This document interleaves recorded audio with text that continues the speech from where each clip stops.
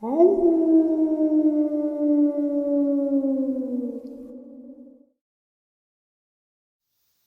and salutations, everyone. I hope everyone is doing well, and welcome to, depending on wherever you may live or however you choose to read your clock, this early morning, middle of the night bonus upload.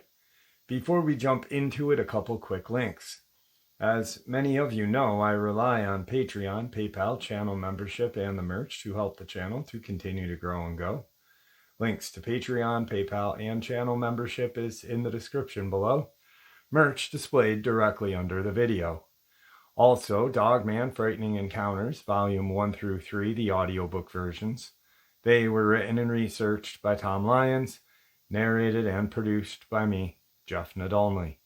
Those audiobooks are available on Audible, Amazon, and iTunes. Links to which are also in the description as well.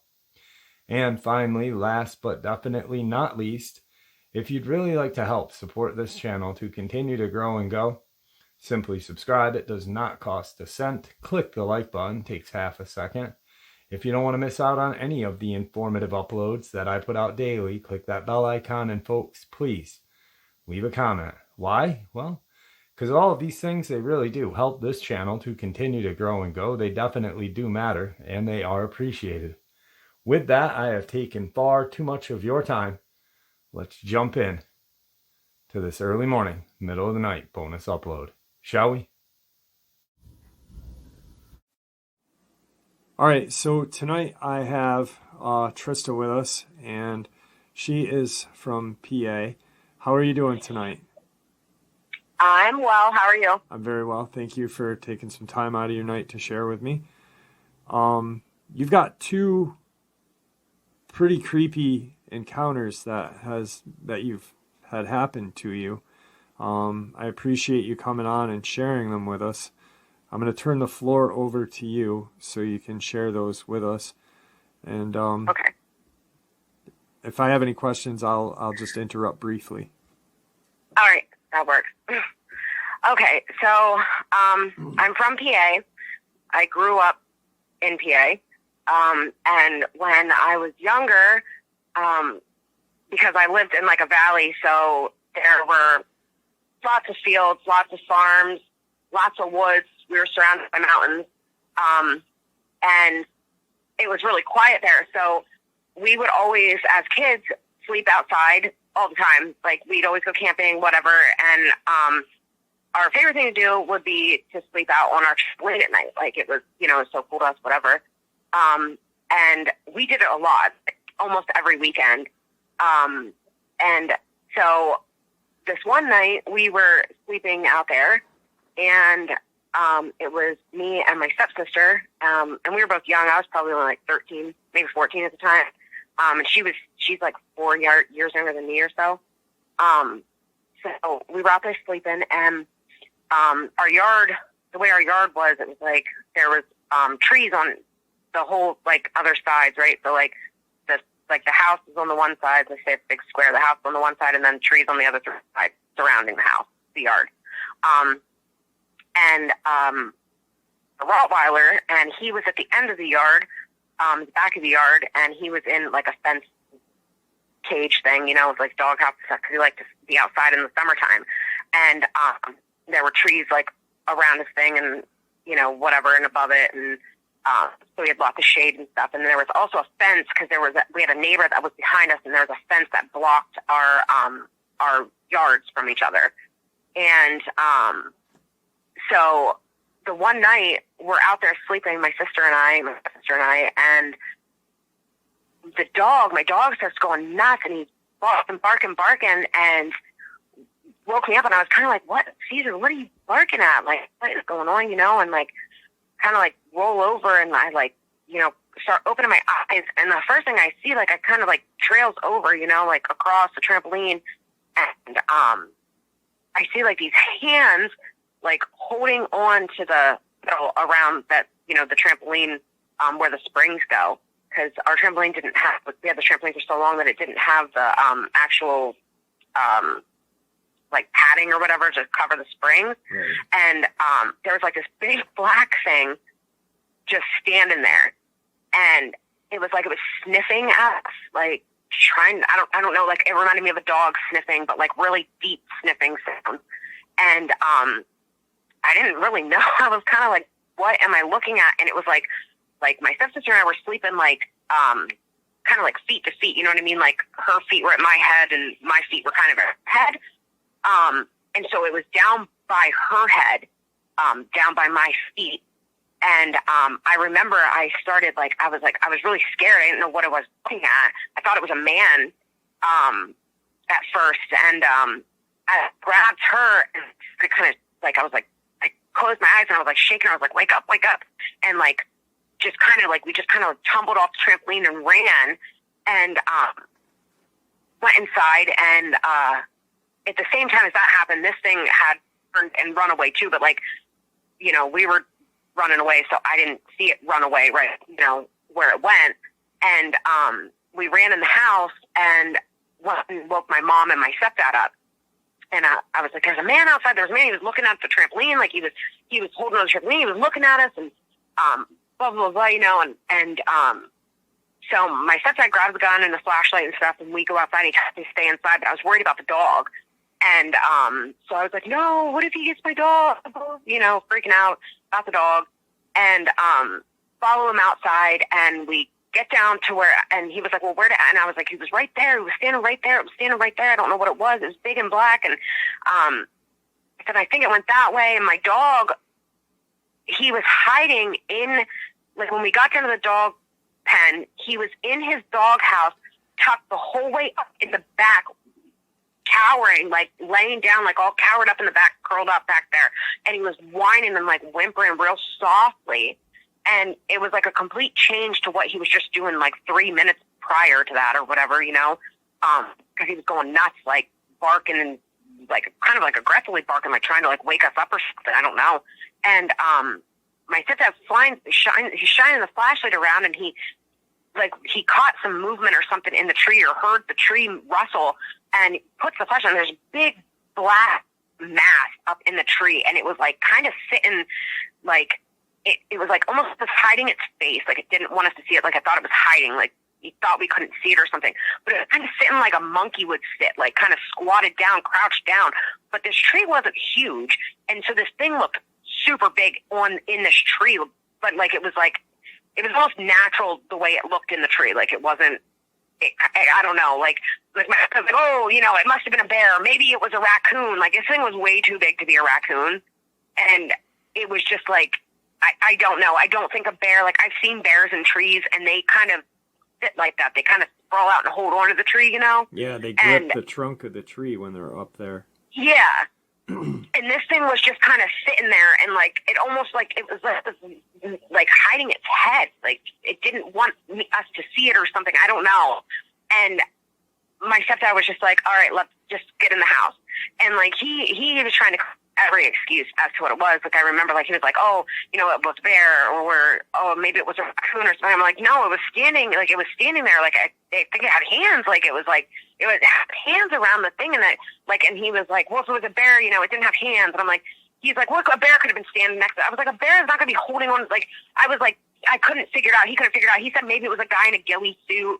Like, but like, why would a guy in a ghillie suit be like watching two little girls on a trampoline, you know, while they're sleeping? You and I had talked about this. Like you shared this with me, and you know, like, okay, if it's a bear, it's going to be gripping, and your dad's a hunter, like, so your stepdad's a hunter. So if a bear is in your tree, or a dude in a ghillie suit, like, you're going to do something as a man.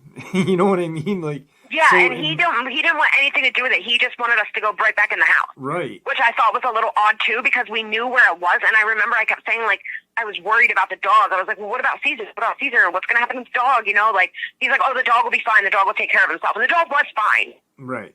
But when we came back out in the morning, I think he was in his doghouse all night. He did not leave that doghouse.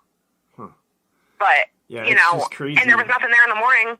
But just when we talked earlier about this, it was just, you know, and then you said my dad thought it was a guy, or made the excuse, And, you know, who knows? Maybe he saw something in the woods prior to this. Maybe he knew, hey, shit, these things are in my yard now. You know, like, I don't want to Right. scare my family, but I don't know how to deal with this. You know, like, if it was a guy in a ghillie suit or a bear, the logical thing to do would be to call the police.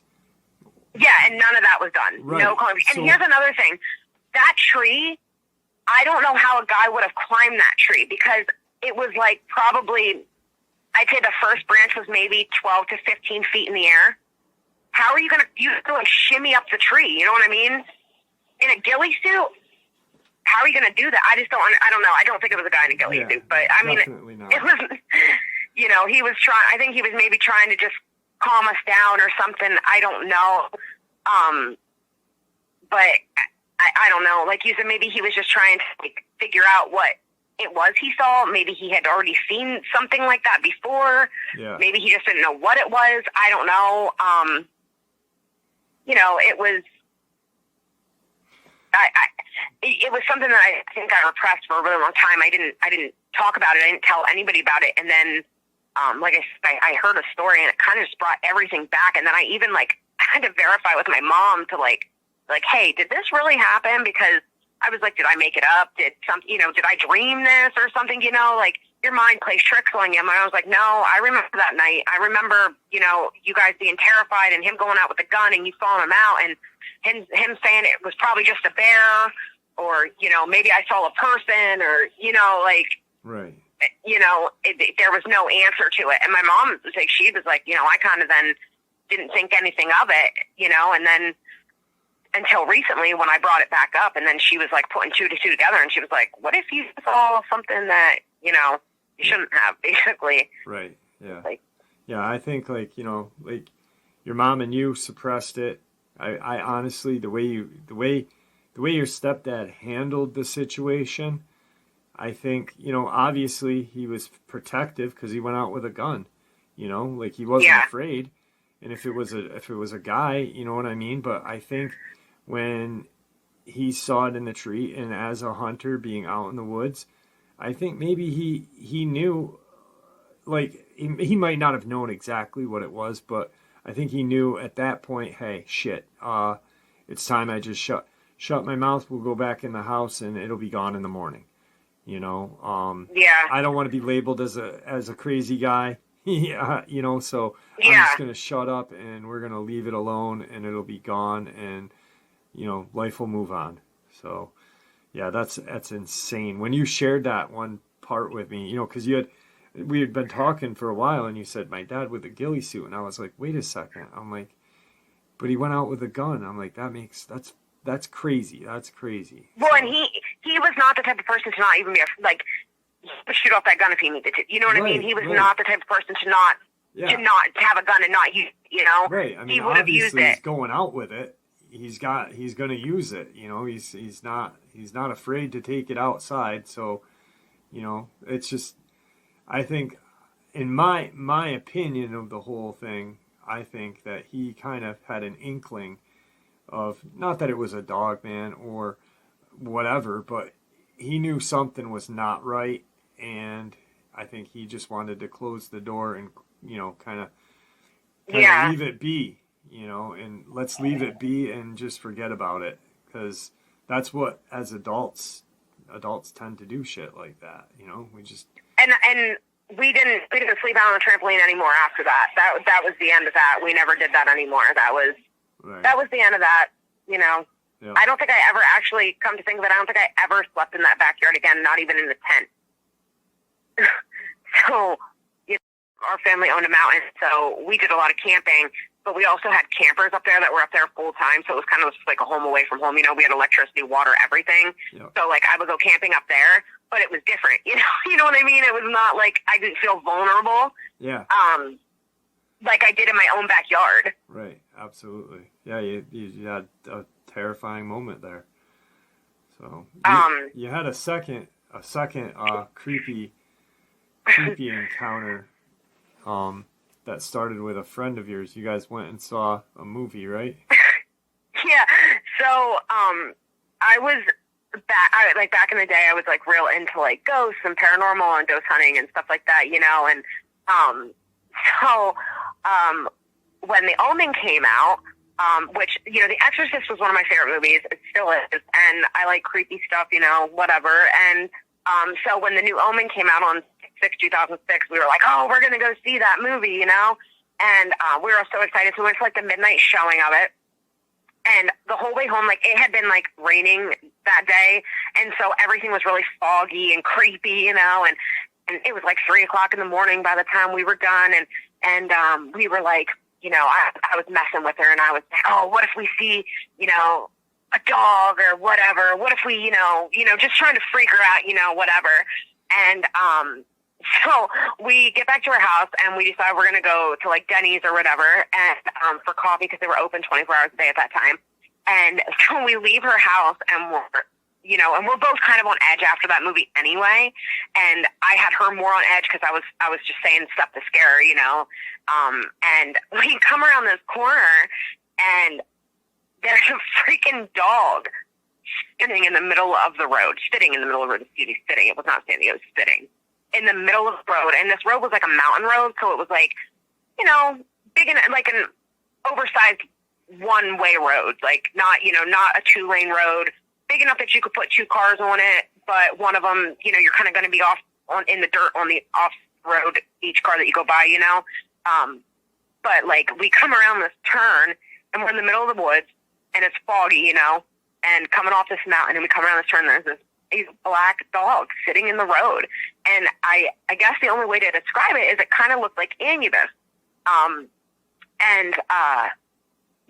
But not like, okay, Anubis in the point of like the ears, right? Because it had these tall ears, like a German Shepherd, like how their ears are. Not like the long snout. Like I think Anubis kind of has a long snout like a Doberman. It didn't have a long snout. It looked more like just a black German Shepherd, I guess. But like it had very big ears. I remember that. And it was just sitting there, and it was not moving at all. And I was like, oh my gosh, is this one of your neighbor's dogs? Like, what's going on? Like, who has this dog? And she's like, dude, my neighbor's like 2 miles away. It's not their dog. She's like, don't. And I'm like, she's like, no, don't get closer. Don't get closer. I'm like, well, I don't want it to get hit by a car. And I'm like, well, should we see if it has a collar? And she's like, no. And we're like looking, I don't see a collar on it. You couldn't see anything on it. It was just solid black. And I was going to get closer to it. I was like, well, should we just drive around it? Should I see if I can get her off the road? Like, I kept saying I don't want to get her hurt. Because I'm an animal lover, and, I would feel bad if I came back that way and that dog was laying on the side of the road dead because I didn't do something about it, Right. And she's like, don't you dare, do not open that door. Like, she was really freaking out. And she was like screaming at me. And she's like, do not, actually turn around and go back home now. And I was like, what is your problem? I couldn't figure out the problem in it. I just wanted to make sure the dog was okay. And so I was like, okay, I gave in, and I was like, all right. Like, I had even beat the horn at this dog, and this dog did not move. The only thing it did was twitch its ear a little bit when I beat the horn. It was not afraid of the car, nothing. Like, just sat there in the middle of the road, blocking the road. And so I did like a 3-point turn, and like when you do a 3-point turn, you back up, on the road, and like, so I'm looking in my rearview mirror, and the fucking dog just disappeared. It was just gone that fast. I could see it the whole time until I looked in my rearview, and then it was gone, just gone. So we get back to our house, and we tell her mom in the next morning, we're like, oh my gosh, we saw this big black dog just put in the neighborhood, and her mom's like, you guys didn't see anything. There was nothing there. Like, she didn't believe us, Right. But I don't know. I still don't know what we saw to this day. I don't know if it's a hellhound. I don't know if because I was messing with her so bad and like saying, like after seeing that movie and it was 666 and and I was messing with her and saying like, oh, what if we see this dog or what if we do this? I don't know if I like open myself up to something, like I know people believe in that too. And, I mean, since then, like I told you, like I really kind of closed my energies off so that way, and my home off because I have a 4-year-old, but, I still don't know what I saw to this day. I don't know if it was a Dogman. I don't know if it was it didn't have, like you said, a lot of hellhound reports say the hellhounds have like, these dogs have it did not have glowing eyes. Right. It didn't. Yeah. Like when you said that, when you were talking to me, as like the glowing red eyes, there was no glowing red eyes. But when you were as we were talking about the experience, the account with the ambulance drivers popped into my head, and I was like, I'm like, that's, because you, being an animal lover, you looked for a collar, which is what those guys did. It was a very black, large dog. And it could have been a Dogman, it could have been a hellhound. But for some reason, the ambulance encounter with the two guys just kind of struck me. And, as you were doing your 3-point turn, maybe it just said, shit, these guys aren't going the right way. They're going back, and it hopped off into the woods because, who knows if it would have disappeared when you opened the door, or if you would have disappeared if you opened the door. Yeah. So. Well, now that you say that, that makes me think, like, was there more than one and we just didn't see the other ones? Yeah. Because that ambulance one, that dog, that one Dogman uses itself basically for the other one. Yeah, there was like 5. As a distraction. Yeah, there was like 5. There was two in the back, 1 in the side, and I think 2 in the front. They think 4 or 5. But, it could have been the distraction sitting right in the middle of the road. Hey, check this out, Look at me, I'm a big dog. Yeah.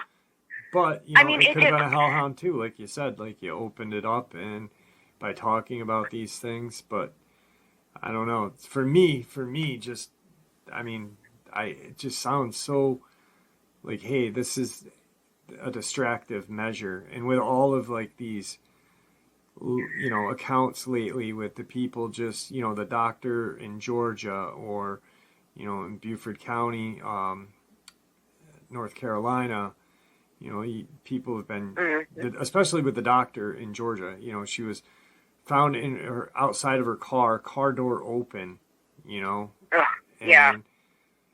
It's just a strange thing, but that for some reason it resonates with me that I think it may have been a Dogman. Yeah, now that you say it, I don't know. It really is. Now it kind of freaks me out a little bit more because now I'm like, what would have happened? What would have happened if I didn't stick around? What would have happened if I would have tried to pass that dog?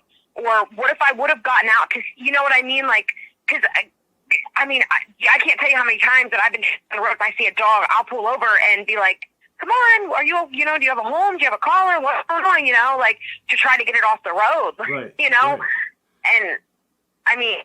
I don't know if I don't know. Like I said, I don't know. There could have been more around the car, and I didn't even see them. Because we're on a mountain road. There's mountains on either side of us, and we were coming around a turn, so you can't see past that turn. It's all mountains, basically.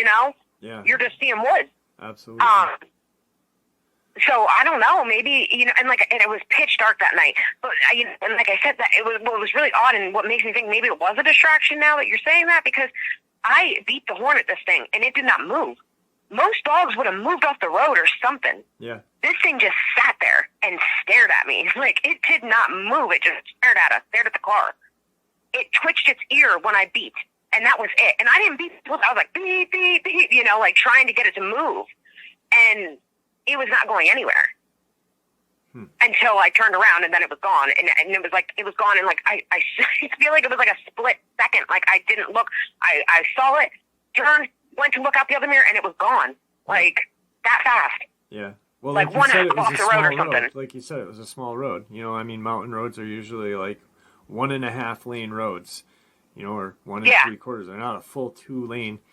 And a Dogman, all these accounts of Dogmen, hopping over 2 lane, 4 lane roads in 2 jumps, a small road like that in the middle of it isn't going to be much for something like that, So it. Yeah, when I turned, he probably could have just got up and hopped one hop, and he was already in the woods. Yeah, and you're not going to see anything after that. That being pitch black out as well. So. Yeah. And it was so foggy that night. Like, I think if I wouldn't have been on a mountain road, I probably would have been like a twisty turny road. I probably would have been going a lot faster. But because of it being a twisty turny road, I wasn't going as fast. And I don't think like how foggy it was. Had I not been going slow, I probably would have hit it. It would have been, you know what I mean? Like, it would have been so late by the time I got to it. It would, you know what I mean? I don't know. Like, it was so foggy that night because it had rained. It was humid, and in the mountains. You know, it was just very foggy. I remember that too. And like, it just being so foggy. Then once, when my headlights, my high beams could see it, you know, or maybe, no, I think I had my low beams on because of the fog. I don't know, but whenever my headlights hit it, that's when I saw it and stopped. You know, it wasn't like my head, you know, we came around the corner and as we're starting to drive it was right there, you know? Right. Like in a spot where I feel like you would have to stop or you were going to hit it, you know, like any car coming around that corner. And you know, here's the thing. The way that road is when you come around that corner where that dog was, it's a hill going down. So a car coming up would have had to stop because right there's the dog, and a car coming my way, the way I was going, had to stop because there's the dog. You know what I mean? Like so it was in like a perfect spot to stop people. Yeah, absolutely. Yeah. I mean, it's crazy how you just take the time to, you know, you have something very strange happen and you know, like it could have been, very well, it could have been a hellhound, like you said at first. But then you start to look at the situation and kind of really that, you know, just stop and get a whole different perspective. It makes a little more sense sometimes. So, I mean, yeah, who knows? It's still because I would have never thought of that. Yep. Yeah, and how you described it, its hair was not, you know, shaggy, but it was, you know, and like I said to you, that all dogmen don't look alike. There's different, you know, they have different characteristics, like human beings, you know, just because one is a different, you know, they're very different. So there's been multiple different colored eyes. You know, it could have had black eyes, like the first one. Well, whatever I saw on the trampoline, yeah, that thing, it had to have had black eyes because you couldn't see its eyes at all. It was like a big black mask, basically, right. Just dark, you know. And this one, there was no eye shine to it at all. I saw it because, you know, my lights hit it, and there was this dog. And, like, the thing I remember most about this dog was its ears were very much on the top of its head. Yeah. You know what I mean? You know how Anubis's ears are? That's exactly what it reminded me of. Like, very tall, but almost on the top of its head. But looked kind of like a German Shepherd, but not shaggy hair, you know what I mean? Like almost like a dog, like a beagle's hair, like I explained, you know what I mean? Like, you know how their hair's a little longer, but not like short-haired dog, you know? Yep. Kind of like that. Like you could see the texture, kind of, you know, like the hair, the black hair, you could see the hair, but it wasn't like shiny or, you know, or whatever, or grungy looking. It just looked like a dog with hair, you know what I mean? Like a normal dog, just like bigger and weird ears. Yeah, for some reason it just resonates with me that it could have been, but you will never know, and thank God that you'll never know, you know, that's how you got to look at it. Thank God I'll never know what the heck that was. So oh yeah, that's really scary actually. Yeah, now that I think about it, you know, I think about, like, I'm not even worried about that one. I'm about what was around us. Yeah, because I'm sure if there was one, there was probably more. Absolutely. But I appreciate you. Don't hang up. I want to end the interview real quick, but don't hang up. I appreciate you coming on. Okay. Thank you for taking your time. I know it was hard. Thank you for letting me share. No, I know it was hard when we first started talking. Before we did the interview, it was definitely a hard thing for you to share. You haven't really shared it with that many people besides your mom. So I appreciate you just, you know, reaching out and coming on and sharing and, you know, having being able to look at it in a different perspective. Like, hey, this, you know, instead of having your mindset, that was a hellhound, you know. I appreciate that too. Like, well, very good. I'm not I'm not any expert. So, you know, I don't know if you can necessarily be an expert, you know, but right. So, you know, I mean, it's good to hear another point of view because then it, you know, kind of helps me think about, now I don't have to get, like, I've been mulling this over in my mind for a long time. Yeah. You know, all these things that have happened, and like, especially, well, I guess, I think, like I said, I think I've regressed some of them. I kind of blocked them all out, and then I was listening to something and something triggered it, and then I just started like thinking about it, and that's all I thought about. Thinking about it every day. Like, am I missing something? Did I see something? You know what I mean? Like, I'd lay down to go to sleep and kind of an insomniac anyway, so, you know, I'd lay down and all I'm doing is thinking about these things over and over, like, what happened? What, you know, what was really going on? Right. Yeah. So, Well, all right, don't hang up. Thank you for coming on, and say goodbye to everybody. Goodbye, dog fam. And there you have it, folks. I do hope you all enjoyed this early morning, middle of the night bonus as much as I enjoyed sharing it with you. I'd like to thank you for supporting the channel. It is your support that keeps the channel growing and going, and what gives us all a place and a chance to share our experiences and theories judgment-free. Everyone is simply treated with the respect that we deserve. Please, everyone, stay safe, happy, healthy, and ever vigilant, keeping an eye on our children, pets, family, and our friends. These creatures are real, they are out there and dangerous. Share this information with those you love and care about, and it may just help save their lives someday. Until next time, never stop asking questions, never stop searching for the truth, and God bless you all.